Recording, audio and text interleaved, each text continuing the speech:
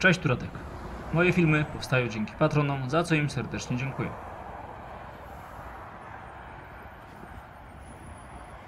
Firma Flying Atom Gold przygotowała dla Was zniżkę w wysokości 1% na zakup całego asortymentu złota i srebra inwestycyjnego ze swojego sklepu. Kod promocyjny Autostrady Polska. Jest akceptowana w sklepie internetowym oraz 16 oddziałach stacjonarnych. Link do sklepu znajdziecie w opisie filmu. W dzisiejszym odcinku przedstawię Wam autostrady i drogi ekspresowe w Polsce, które są planowane do poszerzenia o dodatkowy pas ruchu. W filmie opowiem również o tym, które drogi według mnie powinny być poszerzone oraz czy drogi przewidziane do poszerzenia mają rezerwę pod trzeci pas, a które nie mają, a powinny mieć. Na początku nadmienię, że poszerzyć drogę można na dwa sposoby. Albo wykonuje się to wewnątrz, albo na zewnątrz istniejącej jezdni. Poszerzenie wewnątrz występuje wtedy, gdy droga została wybudowana z szerokim pasem dzielącym wynoszącym około 11 metrów. Wtedy dobudowuje się dodatkowe pasy ruchu wewnątrz drogi. Po wybudowaniu pas dzielący posiada około 3 metrów szerokości.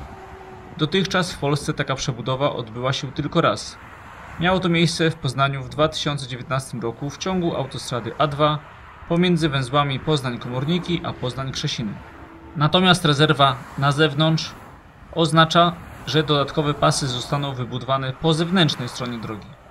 W zdecydowanej większości przypadków w Polsce oznacza to, że trzeba dobudować nasyp lub zrobić wykop. Pod względem prowadzenia prac taka rozbudowa jest trudniejsza dla wykonawcy niż dobudowa wewnątrz. Jak na razie w Polsce taka rozbudowa również odbyła się tylko raz. Miało to miejsce w Poznaniu w ciągu autostrady A2 pomiędzy węzłami Poznań-Zachód a Poznań-Komorniki, gdzie rezerwa była właśnie na zewnątrz. Przyjmuje się, że należy zacząć się zastanawiać nad poszerzeniem drogi, gdy średniodobowy ruch wynosi powyżej 40 tysięcy pojazdów na dobę. Natomiast należy rozbudować drogę do 3 pasów ruchu, gdy średniodobowy ruch wynosi powyżej 60 tysięcy pojazdów na dobę. W najbliższych latach przewidziane do poszerzenia z 2 do 3 pasów ruchu w każdą stronę są autostrada A1 od węzła Toruń Południe do okolic węzła Włocławek Północ. Poszerzenie akurat tego odcinka wynika z faktu, iż w przyszłości planowany jest tutaj wspólny przebieg autostrady A1 Gdańsk-Łódź Górny Śląsk z drogą ekspresową S10 Szczecin, Bydgoszcz, Toruń, Włocławek, Płońsk. Długość odcinka autostrady A1 przewidzianego do poszerzenia wynosi około 35 km. Droga posiada w tym miejscu rezerwę pod trzeci pas w środku.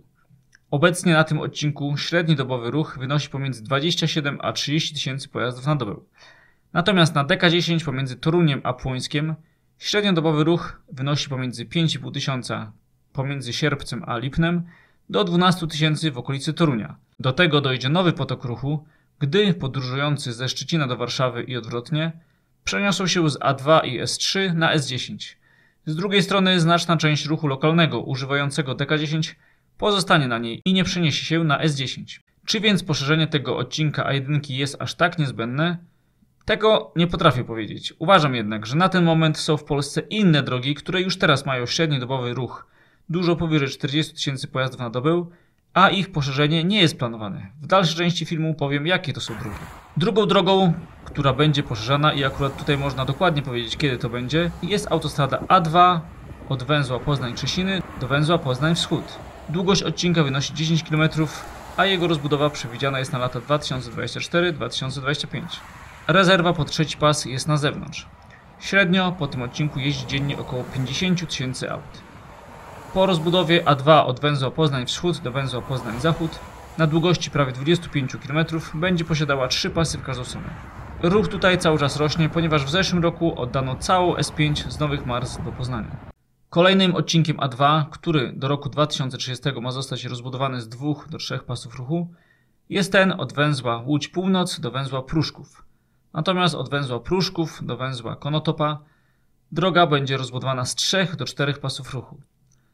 Droga na całej długości posiada rezerwę wewnątrz. Obecnie tym odcinkiem porusza się średnio od 50 tysięcy pojazdów między węzłami Łowicz a Skierniewice do prawie 100 tysięcy pomiędzy węzłami Pruszków a Konotopa. Droga właściwie od pierwszych dni, kiedy została otwarta, czyli od czerwca 2012 roku, przenosi ogromny ruch. Są dni, kiedy jedzie się po niej z prędkością 60 km na godzinę. Po drodze, oprócz oczywiście ruchu na linii Warszawa-Łódź-Poznań, Poruszają się również kierowcy jadący z Warszawy do Wrocławia i odwrotnie oraz ci jadący z Warszawy do Trójmiasta i odwrotnie. Za kilka lat, chociaż wciąż nie wiadomo kiedy, gdy zostanie otwarta cała S7 z Warszawy do Gdańska, to ruch tu spadnie. Dodatkowo, jeśli powstanie łącznik od węzła Łódź Południe do Tomaszowa Mazowieckiego, to również ruch tutaj zmaleje. Jednak na tę chwilę podróżowanie tym odcinkiem A2 jest bardzo nieprzyjemne dla kierowcy. Każde, nawet najmniejsze zdarzenie drogowe powoduje, że tworzą się tutaj bardzo duże korki.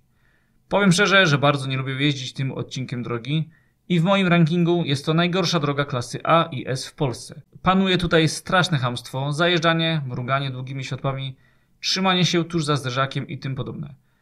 Ogólnie mam wrażenie, że cała patologia polskich kierowców właśnie tutaj się spotyka. Uważam, że bardzo by tu pomógł odcinkowy pomiar prędkości na całej długości oraz kamery wychwytujące kierowców jadących na zderzaku. Kolejna droga, która jest przewidziana do rozbudowy o trzeci pas, to autostrada A4 od węzła Krzyżowa aż do Tarnowa. Poszerzenie ma nastąpić do 2033 roku, jednak tę datę traktowałbym bardzo optymistycznie. Dlaczego? Bo tutaj nie mówimy tylko o poszerzeniu z drogi z 2 do 3 pasów ruchu, tylko na niektórych odcinkach o budowie całkowicie nowej drogi. Na odcinku na zachód od Wrocławia średniodobowy ruch wynosi od 35 tysięcy pojazdów koło Krzyżowej do aż 75 tysięcy koło Wrocławia. Pomiędzy węzłami Krzyżowa a Kąty Wrocławskie droga ma zostać poszerzona w śladzie istniejącej drogi. Jednak obecna A4 nie posiada rezerwy pod trzeci pas ani pasów awaryjnych. Oznacza to, że wszystkie obiekty, które są nad i w ciągu A4 należy zburzyć i wybudować od nowa. Od węzła Kostomłoty do węzła Wrocław Wschód lub do węzła Stary Śleszów autostrada A4 ma albo zostać przebudowana do 3 pasów w każdą stronę, albo poprowadzona w zupełnie innym śladzie, bardziej na południe. Jeśli zostanie wybrany wariant poprowadzenia A4 na południe od istniejącej A4 w okolicy Wrocławia, to wtedy całkowicie zmieni się układ drogowy w tej części kraju. Stanie się tak, ponieważ w tej okolicy powstanie dodatkowo w przyszłości S5 i S8. Jeśli znajdę chwilę, to opowiem o tym, jak to mniej więcej będzie wyglądało. Od Wrocławia do węzła Gliwice-Sośnica, czyli do miejsca, gdzie A4 ma już 3 pasy, droga również ma zostać rozbudowana. Na razie są to dość mgliste plany. Na odcinku około 150 km obiekty nie posiadają rezerwy, więc ewentualna przebudowa będzie również wiązała się z likwidacją obiektów i budową nowych. Natężenie ruchu wynosi tutaj od 36 tysięcy w okolicy Opola do 46 tysięcy w okolicy Wrocławia. Jednak należy pamiętać, że obecnie porusza się tędy zdecydowana większość tranzytu z Górnego Śląska w kierunku Poznania, który przeniesie się na S11 po jej wybudowaniu, więc myślę, że poszerzenie tego odcinka będzie mniej pilne niż pozostałych. Od Gliwic do Katowic A4 posiada 3 pasy w każdą stronę.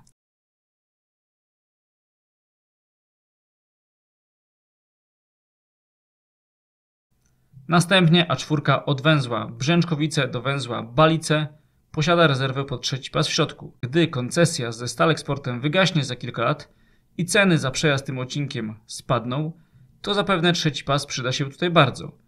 Obecnie porusza się tędy średnio pomiędzy 40 a 50 tysięcy aut na dobę. Od węzła Balice do węzła Kraków Południe planowana jest rozbudowa do 3 pasów ruchu. Średnio porusza się tutaj od 70 do aż 85 tysięcy aut na dobę. Dodatkowo ma powstać MOP na zachodniej części obwodnicy Krakowa. Wiadukty na tym odcinku A4 nie posiadają rezerwy pod trzeci pas. W ramach poszerzenia mają być też przebudowane węzły na obwodnicy. Uważam, że przede wszystkim trzeba skupić się na dobrym zaprojektowaniu ich całkowicie od nowa. W przeciwnym razie nawet poszerzenie drogi może za dużo nie dać, bo co z tego, że A4 będzie miała 3 pasy, jak na końcu łącznicy węzła jest skrzyżowanie lub rondo.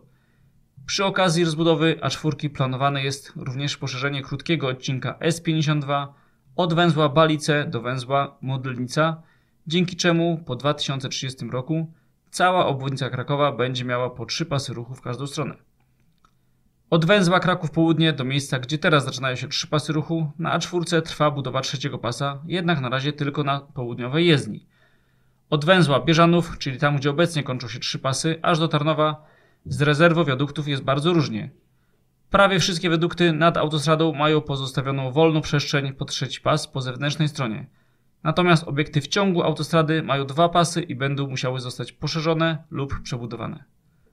Obecnie porusza się tutaj od 31 tysięcy aut w okolicy Tarnowa do 63 000 w okolicy Krakowa. Ostatnia już droga, gdzie właśnie trwa rozbudowa z 2 do 3 pasów, to droga ekspresowa S7 pomiędzy Łomiankami a Płońskim. Na długości około 50 km za kilka lat będzie ona posiadała 3 pasy w każdą stronę. Jej istniejący fragment był zbudowany bez rezerwy, więc wiadukty muszą zostać zburzone. Nie będą natomiast burzone mosty na Wiśle. Ich stara konstrukcja zostanie odpowiednio wzmocniona i poszerzona.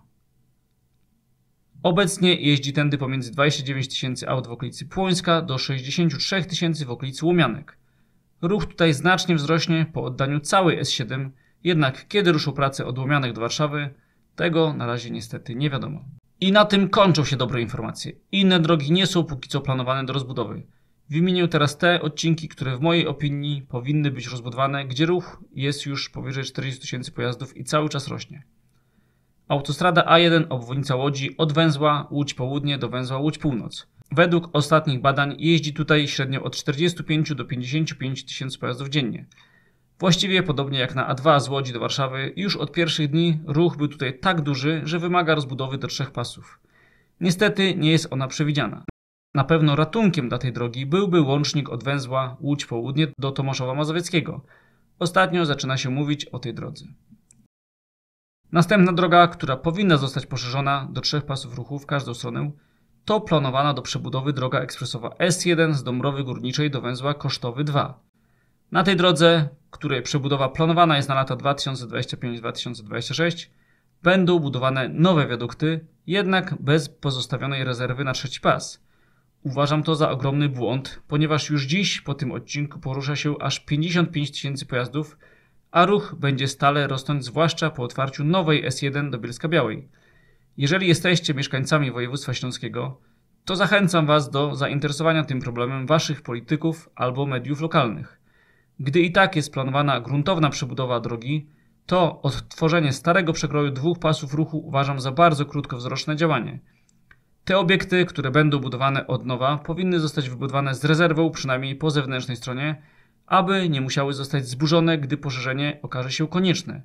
A najlepiej od razu S1 powinna zostać poszerzona do przekroju 2 jezdni o 3 pasach ruchu na odcinku od Dąbrowy Górniczej do planowanego węzła Kosztowy 2. Lepiej zrobić przebudowę raz, a porządnie, niż dwukrotnie wydawać pieniądze na to samo i dwukrotnie męczyć się z paraliżem drogi podczas budowy. Kolejna droga to obwodnica Trójmiasta w ciągu S6. Tutaj jednak jest o tyle niejasna sytuacja, że trwa budowa obwodnicy metropolitalnej. Nie wiadomo więc, jak rozłoży się ruch po jej wybudowaniu. Nowa obwodnica nie spowoduje, że cudownie ruch na obecnej obwodnicy znacznie spadnie, jednak uważam, że zmiana będzie odczuwalna. Przebudowę do 3 pasów obecnej obwodnicy ciężko sobie wyobrazić. Droga właściwie od dawna jest drogą średnicową, a nie obwodnicą miasta.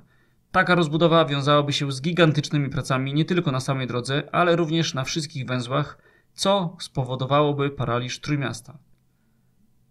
Kolejna droga, gdzie 3 pas jest potrzebny, a ruch cały czas rośnie, to droga ekspresowa S8 z Radzymina do Ostrowi Mazowieckiej. Zdecydowana większość wiaduktów nie posiada niestety rezerwy po 3 pas. W 2024 roku, gdy zostanie otwarta cała Via Baltica z Ostrowi Mazowieckiej na Litwę, czyli droga ekspresowa S61, ruch tutaj jeszcze bardziej wzrośnie. Już teraz właściwie w każdy weekend na odcinku od Radzymina do Wyszkowa tworzą się zatory. Obecnie jeździ tędy pomiędzy 25 000 w okolicy Ostrowi do 55 000 w okolicy Radzymina. Innym bardzo poważnym błędem na tej drodze jest bardzo mała liczba parkingów. Co chwilę dostaję informacje od kierowców dużych aut, że jest to ogromny problem, że nie mają gdzie parkować. Odcinek od samej Warszawy aż do Ostrowi Mazowieckiej jest prawdziwą pustynią, jeśli chodzi o parkingi. 2 ostatnie odcinki, które nie są przewidziane do rozbudowy, a mają średni dobowy ruch powyżej 40 000 pojazdów, to S11 w okolicy Poznania. Po zachodniej obwodnicy Poznania już teraz porusza się ponad 50 000 aut i ruch cały czas wzrasta. Ma na to wpływ kilka czynników: wyprowadzanie się ludzi poza miasto, budowa hal przy samej obwodnicy i tym podobne. Drugi odcinek to S11 od węzła Poznań-Krzesiny do Kurnika. Jeździ tędy dziennie od 40 do 60 000 aut. Codziennie rano i po południu tworzą się zatory. Na koniec filmu dodam, że droga ekspresowa S1 od węzła Żywiec-Soła do węzła Przybędza powinna zostać poszerzona do przekroju 2 jezdni o 2 pasach ruchu. Już teraz średni dobowy ruch wynosi około 17 000 pojazdów i jest to najwięcej w Polsce spośród wszystkich dróg ekspresowych jednojezdniowych. Po oddaniu budowanej S1 z Przybędzy do Milówki ruch na pewno znacznie wzrośnie i zapewne przekroczy 25 000 pojazdów albo więcej. Jednak, co zaskakujące, dobudowa drugiej jezdni nie jest tu w ogóle planowana aż do 2033 roku, czyli do momentu, gdy kończy się nowy program budowy dróg krajowych. W całej Polsce są tylko dwie drogi ekspresowe, które po 2033 roku mają według planów pozostać jednojezdniowe. Najmniej obciążona ze wszystkich, czyli S22 i najbardziej obciążona ze wszystkich, czyli właśnie omawiany odcinek S1 Żywiec-Przybędza. To paradoks, na który również warto, abyście spróbowali zwrócić uwagę waszych lokalnych polityków, prosząc, aby podjęli działania mające na celu choćby rozpoczęcie prac przygotowawczych dla poszerzenia tego odcinka. Nawet jeśli teraz nie ma funduszy na realizację, to rozpoczęcie przygotowań dawałoby szansę na budowę drugiej jezdni za jakieś 5-6 lat. Jeżeli prace nad dokumentacją nie zostaną teraz rozpoczęte, to nawet gdy w przyszłości fundusze będą dostępne, poszerzenie i tak nie będzie możliwe. S1 ma tu gotową rezerwę terenu, obiekty inżynierskie nad drogą mają pozostawioną miejsce na drugą jezdnię, a na wschód od Przybędzy nie ma żadnych drogich estakad. Więc koszt dobudowy 7 km drugiej jezdni od Żywca do węzła Przybędza byłby nieduży, a przyniósłby ogromny zysk pod względem bezpieczeństwa i przepustowości drogi. W przeciwieństwie do odcinka na zachód od Przybędzy, którego poszerzenie nie jest na razie konieczne, bo spodziewany ruch jest wyraźnie mniejszy, a koszt byłby dużo większy. Dziękuję za uwagę. W prawym górnym rogu oraz w opisie pod filmem widzicie link do rankingu 20 najbardziej obciążonych dróg w Polsce, w którym omówiłem m.in. wiele spośród wymienionych dzisiaj odcinków autostrad i dróg ekspresowych. Film tradycyjnie pomógł mi robić Krzysiek, za co mu serdecznie dziękuję. Pozdrawiam, Radek.